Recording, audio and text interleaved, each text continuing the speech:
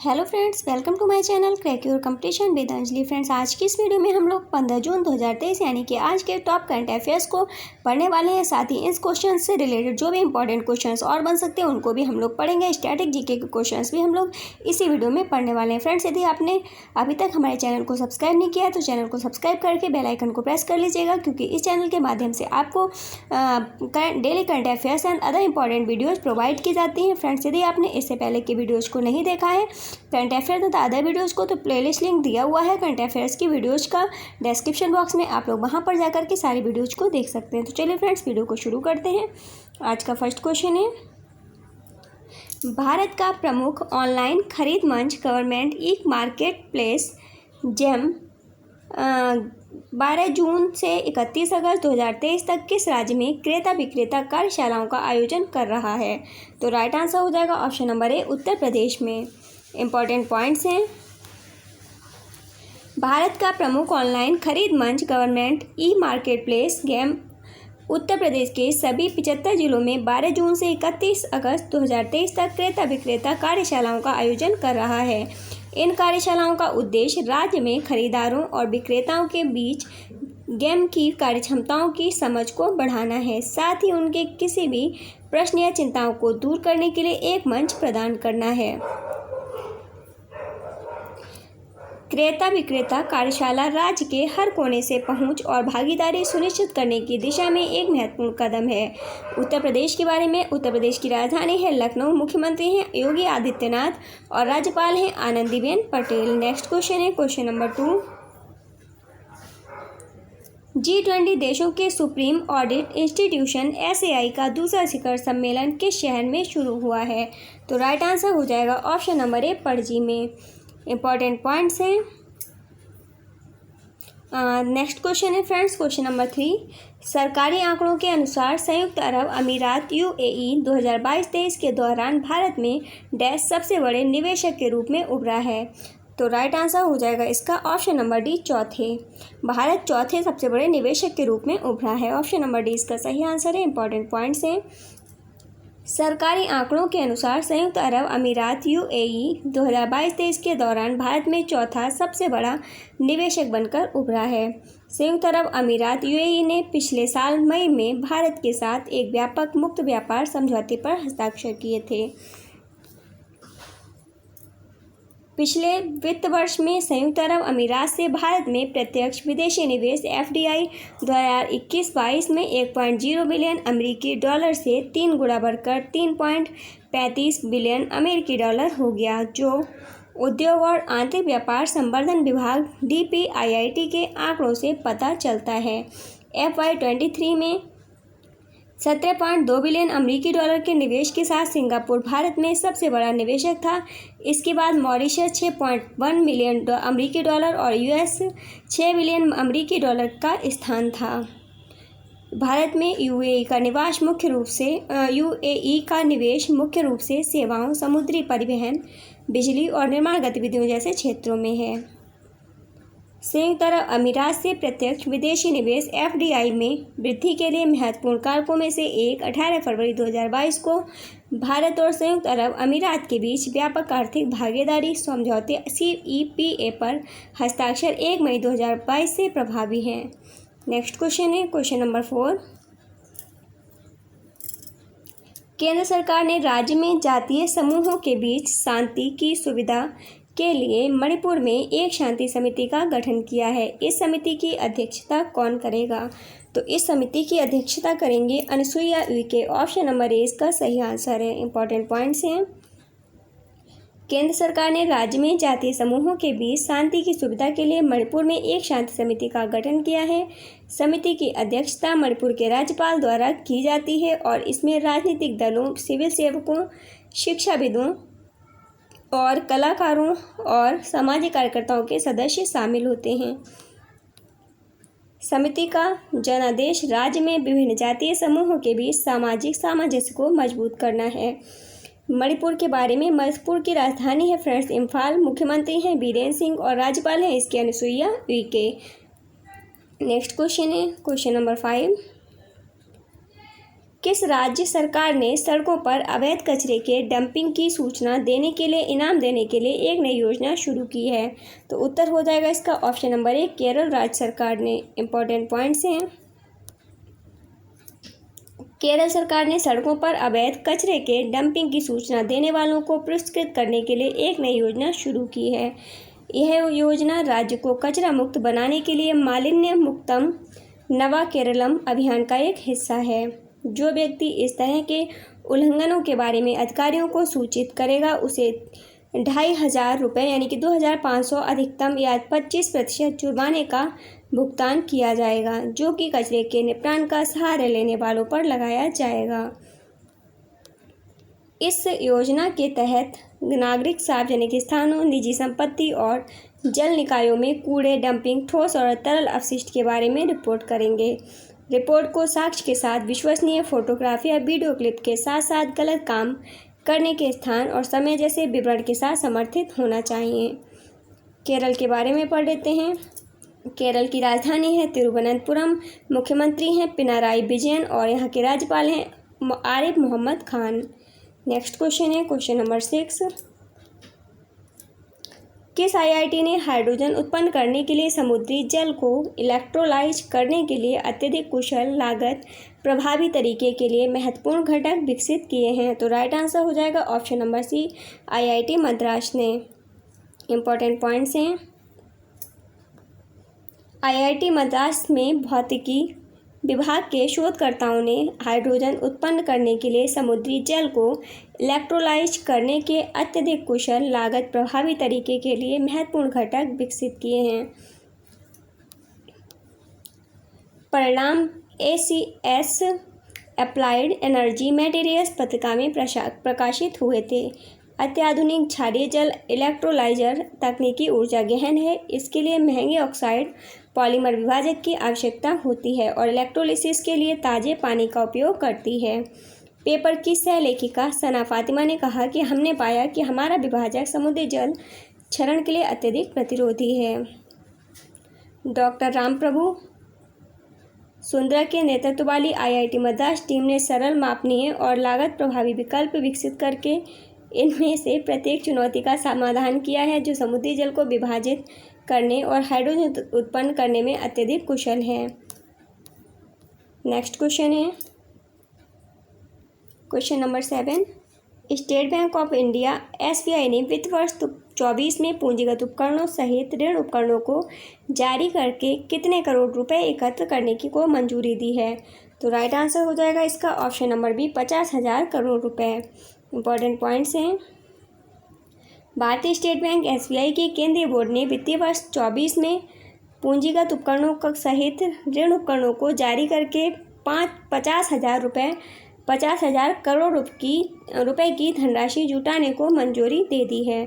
Board की मंजूरी ऋण लिखतों को जारी करके भारतीय रुपये और या किसी अन्य परिवर्तनीय मुद्रा में धन जुटाने के लिए है, जिसमें लंबी अवधि के बॉन्ड बेसल 3 अनुरूप अतिरिक्त टियर 1 बॉन्ड बेसल 3 अनुपालन वाले टियर 2 बॉन्ड शामिल हैं, लेकिन इन तक सीमित नहीं हैं। भारतीय स्टेट बैंक के बारे में SBI के बारे में पढ़ लेते हैं। इसकी स्थापना हुई है 1 जुलाई 1955 में। मुख्यालय है मुंबई, महाराष्ट्र में। इसके अध्यक्ष हैं दिनेश कुमार खारा। प्रबंध निदेशक हैं 4 आलोक कुमार चौधरी, स्वामीनाथन जानकी रमन, चल्ला श्रीनिवासुलु शेट्टी और Ashwini Kumar Tiwari. Imperial bank of India SBI का पुराना नाम था। SBI का पुराना नाम क्या था friends? Imperial bank of India. 1921 में बंगाल, बॉम्बे और मद्रास के प्रेसिडेंसी बैंकों का इंपीरियल बैंक ऑफ इंडिया में विलय हो गया। नेक्स्ट क्वेश्चन है क्वेश्चन नंबर 8। नितिन अग्रवाल को हाल ही में निम्नलिखित में से किसका नया महानिदेशक नियुक्त किया गया है?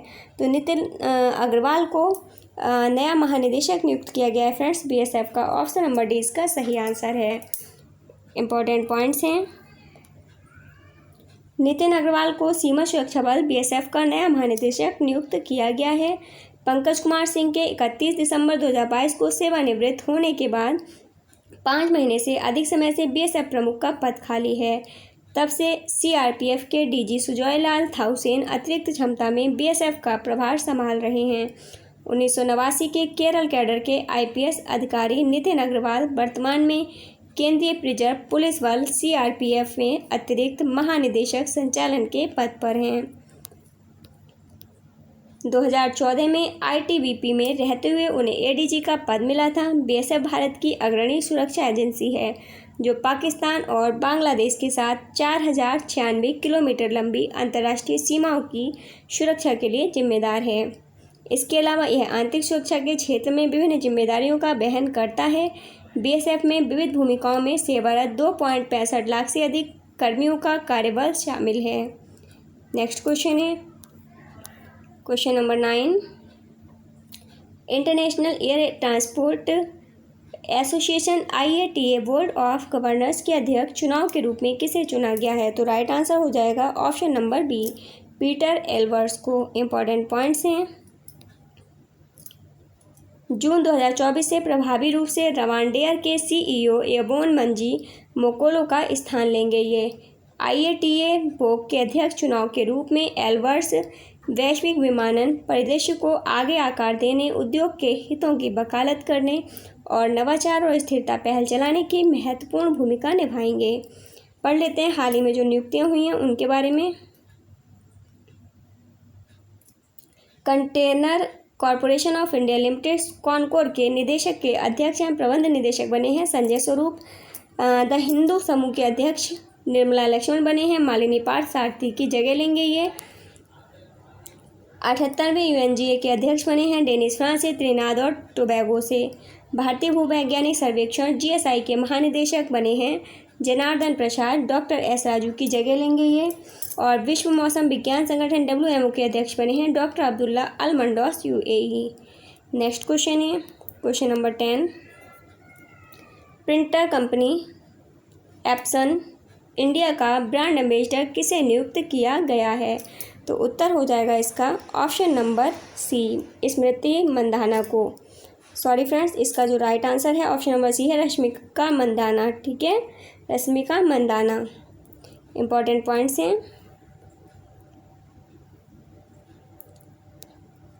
प्रिंटर कंपनी एप्सन इंडिया ने अभिनेता रश्मिका मंदाना को अपना ब्रांड एम्बेसडर बनाया है। अभिनेत्री इस महीने अपने इको टैंक प्रिंटर के लिए एक मल्टीमीडिया अभियान में अपने उत्पादों को बढ़ावा देने के लिए कंपनी के साथ सहयोग करेंगी। वह भारत में ब्रांडों का समर्थन करने वाली शीर्ष 20 हस्तियों की सूची में नए प्रवेशकों में से एक हैं। सहयोग का उद्देश्य प्रिंटर और उनके लाभों के बारे में जागरूकता फैलाना है। हाल ही में बने ब्रांड एम्बेसडर के बारे में पढ़ लेते हैं। हाल ही में स्मृति मंदाना को बनाया गया है Wrangler brand ambassador. Hrithik Roshan को जेब्रोनिक्स टीवी का ब्रांड एम्बेसडर नियुक्त किया गया है। सचिन तेंदुलकर को महाराष्ट्र सरकार द्वारा स्माइल एम्बेसडर नियुक्त किया गया है। त्रिपुरा पर्यटन का ब्रांड एम्बेसडर बने हैं सौरभ गांगुली। और विराट कोहली को बनाया गया है ड्यूरोफ्लेक्स गद्दा और नींद उत्पाद निर्माता के brand ambassador. Alia Bhatt Gucci की पहली भारतीय वैश्विक राजदूत बनी हैं। आयुष्मान खुराना बैकफिट गद्दों के निर्माता हैं। और ऋषभ पंत बने हैं स्टार स्पोर्ट्स बिलीव एम्बेसडर। ठीक है फ्रेंड्स, ये सारे आप याद कर लीजिए। इनमें से कोई भी क्वेश्चन आपके एग्जाम में आ सकता है। नेक्स्ट क्वेश्चन है भारतीय विशिष्ट पहचान प्राधिकरण UIDAI के CEO के रूप में किसे नियुक्त किया गया है? तो राइट आंसर हो जाएगा option number D, Amit Agarwal को। इंपॉर्टेंट पॉइंट्स हैं। वरिष्ठ IAS अधिकारी अमित अग्रवाल और सुबोध कुमार सिंह को केंद्र द्वारा प्रभावी नौकरशाही फेरबदल के हिस्से के रूप में क्रमशः भारतीय विशिष्ट पहचान प्राधिकरण के CEO और राष्ट्रीय परीक्षण एजेंसी के महानिदेशक के रूप में नियुक्त किया गया है। अग्रवाल 1993 बैच और सिंह 1997 बैच दोनों छत्तीसगढ़ कैडर के भारतीय प्रशासनिक सेवा IAS अधिकारी हैं। इलेक्ट्रॉनिक्स और सूचना प्रौद्योगिकी मंत्रालय में एक अतिरिक्त सचिव अग्रवाल को भारत सरकार के अतिरिक्त सचिव के पद और वेतन पर विशिष्ट पहचान प्राधिकरण के मुख्य कार्यकारी अधिकारी CEO के रूप में नियुक्त किया गया है। कार्मिक एवं प्रशिक्षण विभाग में अतिरिक्त सचिव रश्मि चौधरी को केंद्रीय सूचना आयोग में सचिव नियुक्त किया गया है। हाल ही में हुई नियुक्तियां Steel Authority of India Limited SAIL के अध्यक्ष और MD बने हैं अमरेंद्र प्रकाश। UPSC के सदस्य के रूप में शपथ ली है विद्युत बिहारी स्वयं ने। शालिनी पर्वतारोहण पाठ्यक्रम पूरा करने वाली पहली लड़की एनसीसी कैडेट बनी है Shalini Singh. Solar energy corporation of India limited SECI के MD बने हैं अजय यादव। नेक्स्ट क्वेश्चन है question number 1 minute friends, 2 question और हैं। टाटा कंसल्टेंसी सर्विसेज TCS के CEO के कृति वासन बने हैं और केंद्रीय सतर्कता आयुक्त के बने हैं Praveen Kumar Srivastava. Important points. Next question है क्वेश्चन नंबर 12। फ्रेंच ओपन 2023 पुरुष एकल का खिताब किसने जीता है? तो राइट आंसर हो जाएगा ऑप्शन नंबर A नोवाक जोकोविच ने। इंपॉर्टेंट पॉइंट्स हैं। सर्बियाई टेनिस खिलाड़ी नोवाक जोकोविच ने अपना 23वां ग्रैंड स्लैम खिताब जीतकर फ्रेंच ओपन 2023 पुरुष एकल फाइनल जीत लिया है। जोकोविच ने रोलैंड गैरोस में फाइनल में नॉर्वेजियन कैस्पर रूड को 7-6, 1-1 और 6-3, 7-5 से हराया। जोकोविच ने सबसे पुराने फ्रेंच ओपन एकल चैंपियन के रूप में नडाल का रिकॉर्ड भी तोड़ा। वह ऐसा करने वाली 3 महिलाओं सेरेना विलियम्स, स्टेफी ग्राफ और मार्गरेट कोर्ट में शामिल होकर कम से कम 3 बार सभी 4 टेनिस मेजर जीतने वाले पहले पुरुष बने हैं। नोवाक जोकोविच 23वें ग्रैंड स्लैम खिताब तक पहुंचने वाले पहले पुरुष बन गए हैं। अब फ्रेंड्स आगे के खिताबों के बारे में पढ़ लेते हैं। फ्रेंच ओपन खिताब 2023 में जितने भी पुरस्कार जीते गए हैं उनको पढ़ लेते हैं। पुरुष एकल में विजेता रहे हैं नोवाक जोकोविच सर्बिया और उप विजेता हैं कैस्पर रूड नॉर्वे। महिला एकल का खिताब जीता है विजेता ईगा स्विएटेक पोलैंड से और उप विजेता रही हैं कैरोलिना मुचोवा से चेक। पुरुष डबल्स का खिताब जीता है विजेता बने हैं इसके इवान डोडिग और ऑस्टिन क्राजिसेक और इसके उप विजेता बने हैं। पुरुष डबल्स का खिताब जीता है जिन्होंने सैंडर गिले और जोरान बीलगेन। महिला युगल का खिताब जीता है विजेता बनी हैं सी सू बेई और वांग जिन्यू और उप विजेता हैं टेलर डॉसेंड और लेलाह फर्नांडीज। मिश्रित युगल का खिताब जीता है मियू काटो और टिम पुर्जने और उप विजेता रहे हैं इसके बियांगा एंड्रीस्क्यू और माइकल वीनस। ऑस्ट्रेलियन ओपन खिताब 2023 के बारे में विजेता रही हैं महिला एकल में अरीना सबलेंका बेलारूस से हैं ये। उप विजेता रही हैं एलेना रायवकिना, ये कजाकिस्तान की हैं। पुरुष एकल का खिताब जीता है नोवाक जोकोविच सर्बिया ने। विजेता ये रहे हैं। उप विजेता रहे हैं स्टेफानोस सितसिपास ग्रीस से। पुरुष डबल्स का खिताब जीता है जे कुबलर और आर हिजिकाता ऑस्ट्रेलिया से। उप विजेता रहे हैं इसके H एनिस मोनाको और जे जेलेंस्की पोलैंड। महिला युगल का खिताब जीता है विजेता रहे हैं ग्रेजी कोवा और के सिनियाकोवा, ये चेक गणराज्य से हैं और उप विजेता रहे हैं S आयोयामा और ई शिबहारा जापान से। मिश्रित युगल खिताब जीता है विजेता हैं लुइसा स्टेफनी और राफेल मार्टोस ब्राज़ील से और उप विजेता रहे हैं रोहन बोपन्ना और सानिया मिर्जा भारत से। नेक्स्ट क्वेश्चन है question number 13। RBC Canadian open जीतने वाले पहले कनाडाई चैंपियन कौन बने? तो राइट आंसर हो जाएगा इसका ऑप्शन नंबर C निक टेलर। इंपॉर्टेंट पॉइंट्स हैं। निक टेलर RBC कैनेडियन ओपन में टॉमी फ्लीटवुड को हराने के लिए चौथे प्लेऑफ होल पर 72 फुट के ईगल पुट को मारते हुए अपना राष्ट्रीय ओपन जीतने वाले 69 वर्षों में पहले कनाडाई बन गए हैं। कैनेडियन ओपन जीतने वाले कनाडा के आखिरी खिलाड़ी 1954 में वैंकूवर के पॉइंट ग्रे में पैट फ्लेचर थे। क्वेश्चन नंबर 14 है। मंगल ढिल्लों का हाल ही में निधन हो गया, वह कौन थे? तो वह थे एक अभिनेता। ऑप्शन नंबर C इसका सही आंसर है। इंपॉर्टेंट पॉइंट्स हैं। बॉलीवुड के एक प्रसिद्ध अभिनेता मंगल ढिल्लों का निधन हो गया। उन्हें जुनून और बुनियाद जैसे शो में उनके उल्लेखनीय अभिनय कौशल और यादगार प्रदर्शन के लिए जाना जाता था। ढिल्लों को फिल्म खून भरी मांग में रेखा के साथ देखा गया था और उनके प्रदर्शनों की सूची में दयावान, जख्मी औरत, विश्वात्मा, प्यार का देवता, अम्बा तूफान सिंह, दलाल जैसी उल्लेखनीय फिल्में शामिल हैं। फिल्मों में अपनी उपलब्धियों के अलावा ढिल्लों ने छोटे पर्दे पर एक अमिट छाप छोड़ी जिसमें कथा सागर, किस्मत, घुटन, रिश्ता और परमवीर चक्र जैसे लोकप्रिय टेलीविज़न शो शामिल थे। फ्रेंड्स आज की वीडियो में बस इतना ही। आपको वीडियो कैसी लगी प्लीज़ कमेंट बॉक्स में ज़रूर बताइएगा। यदि वीडियो पसंद आई हो तो प्लीज़ वीडियो को लाइक एंड शेयर कीजिएगा। यदि आप चैनल पर नए हो तो चैनल को सब्सक्राइब करके बेल आइकन को प्रेस कर लीजिएगा ताकि सारी वीडियोज़ आप तक पहुँचती रहें। फ्रेंड्स मिलते हैं नेक्स्ट वीडियो में, तब तक के लिए बाय बाय, टेक केयर।